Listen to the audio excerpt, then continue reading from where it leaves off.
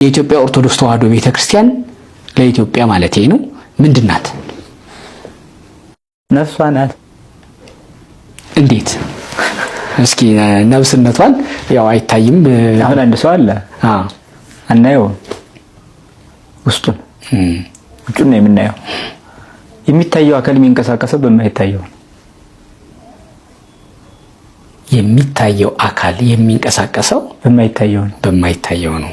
ይህ ማለት የሚታይ ስጋ በማትታይ ነፍስ ነው እንቅስቃሴው በሙሉ።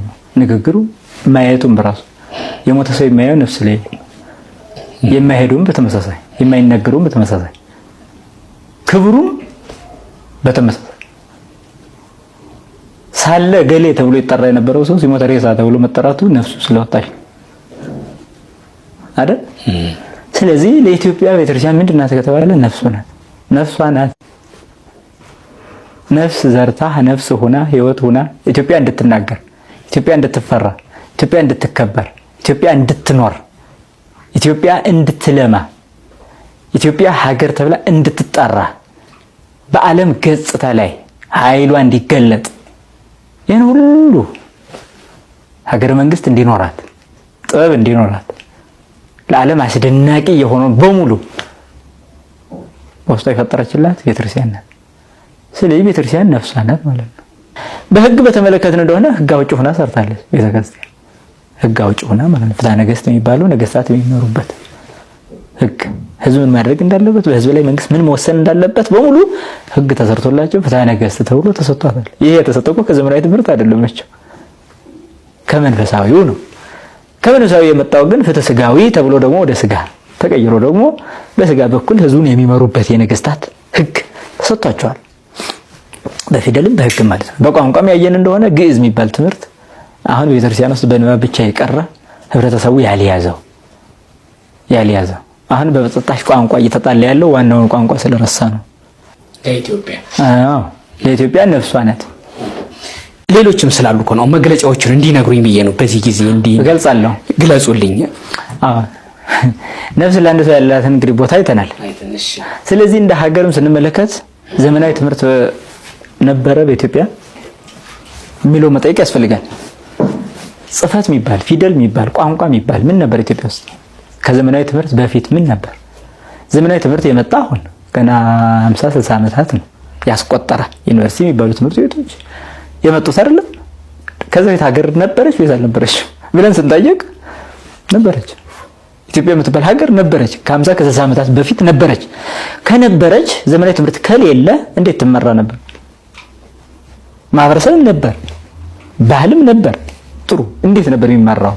ህዝቡ ከባህሉ፣ ባህሉ ከህዝቡ፣ ሀገር መንግስት ከህዝብ ጋር፣ ህዝብ ከመንግስት እንዴት ይኖሩ ነበር የሚለውን ጥያቄ ማንሳት አስፈላጊ ይሆናል ማለት ነው። ነፍስ መሆኗ እዚህ ጋር ግልጽ ሆኖ ይመጣል ማለት ነው። ስለዚህ ኢትዮጵያ ዘመናዊ ትምህርት ከመጀመር ዩኒቨርሲቲዎች ከመቋቋማቸው በፊት ነበረች ካልኩ እንዴት ትኖር ነበር ብዬ እንደጠየቅ እገደዳለሁ ማለት ነው። ጽፈት ነበራት፣ ቋንቋ ነበራት፣ ህዝብ ነበራት፣ ባህል ነበራት፣ እሴትስ ነበራት፣ ዕውቀትስ፣ አመራርስ፣ አስተዳደርስ ነበራት? መልሱ አዎ ከሆነ ከየት የተገኘ ወደሚል ጥያቄ እንሄዳለን ማለት ነው። መልሱ ምን ሊሆን ይችላል? አብነት ትምህርት ቤት ነው የሚሆነው። አብነት ትምህርት ቤት የማን ነው ከተባለ የኦርቶዶክስ ቤተክርስቲያን ነው። ኦርቶዶክሳዊት ተዋሕዶ ቤተክርስቲያን ናት አብነት ትምህርት ቤት የሚባል ፈጥራ ከማህበረሰቡ ልጆች ሰብስባ ፊደል አስተምራ ቀርጻ መጽሐፍ የሚባል ይሄ በሙሉ አታተም የሚባል ሳይኖር ብራና ዳምጠው ቤል ቀርጸው ቀለም በጥብጠው ጽፈው ለሀገር ስለ ሰላም፣ ስለ አመራር፣ ስለ ህግ፣ ስለ ትምህርት ሁሉን ነገር ሰርተዋል። ስለዚህ ያ በሙሉ ነው ኢትዮጵያን ይዞ የመጣው። የዛ ቅሬታ አካል ነው አሁን ፈረንጁ ወደዚህ ቱሪስት እየሆነ እንዲጎበኝን እንዲያ የሚያደርገው እንጂ አሁን ታዲያ ከ50 ከሳውዲ የተሰራ ምን ቅርስ አለ? ምን ጽሁፍ አለ? ምን አለ? ምን ህንጻ አለ? ስለዚህ በጽሁፉ ዓለም ሀገርን አሳድጋለች። ራሷ የሆነ ፊደል ቀርጻ ስለሆነ ማለት ከየትም የተዋሰችው ፊደል አይደለም። የራሷ ፊደል እንዲኖራት ሀገሪቱ። ምክንያቱም አንዲት ሀገር የሚያስለው ደግሞ አንዱ ይሄ ነው። ፊደል ያላት ሀገር ናት። ይሄ ነው ትልቁ እኮ።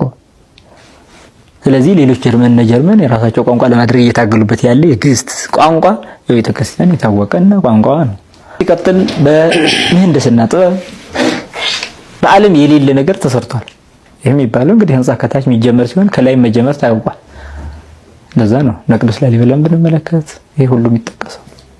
ቤተክርስቲያን ለኢትዮጵያ ምን ነበረች ስንል ዘመናዊ ትምህርት ሳይመሰረት ሳይኖር ሙሉ የአመራር ጥበቡም የሰራዊት ምህንድስና ጥበቡም የሞራል ጥበቡም የኃይል ጥበቡም ጠላት ጋራ በሚደረገው ፊልሚያ መካከልም እሷ ነበረች። እሷ የሌለችበት የኢትዮጵያ ድልም፣ እሷ የሌለችበት የኢትዮጵያ ጥበብም፣ እሷ የሌለችበት የኢትዮጵያ ቅርስ፣ እሷ የሌለችበት የሀገር ቱሪስት መጎብኛ ምንም አይነት ነገር የለም እንላለን ማለት ነው።